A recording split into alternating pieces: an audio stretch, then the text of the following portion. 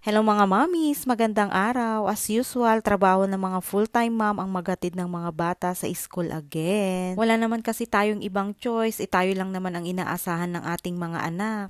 So ito na nga mga mihinatid ko na nga itong bunso kong anak dito sa school nila tapos hindi pa ako umalis kasi hinintay ko munang matapos itong flag ceremony nila. Kailangan kasi bago sila pumasok sa classroom nila nakikita niya ako. Kailangan ko kasing magpa-check attendance sa kanya. Gusto niya kasi panuorin ko muna siya kasi meron yung part nito sa flag ceremony nila na sumasayaw sila. Yun na kasi yung pinaka-exercise nila pero every Monday morning lang naman. Yun nga, nung natapos na sila at nakita na niya ako, umalis na din ako at pumunta nga ako dito sa drugstore para bumili ng mga vitamins sa bahay. Kailangan nating mag-vitamins mga mi para maprotektahan naman natin itong katawan natin at maalagaan nating mabuti ang ating mga anak. Siyempre, paano natin maalagaan sila ng mabuti kung nagkakasakit naman tayo, hindi po ba? Wala naman akong masyadong ginawa sa araw na ito. Inintay ko lang matapos itong klase nitong aking bunso at ito nga nasundo ko na siya at pauwi na nga kami. Naglambing pa nga siya ng isang ice cream at inintay ko pa nga siyang matapos kumain bago nga kami umalis. Yun lamang for today's mini vlog serye. Ito ang inyong kamami Janet, ang inyong kamaming isang Ilocana. O siya, see you next time. Bye! Ingat! God bless!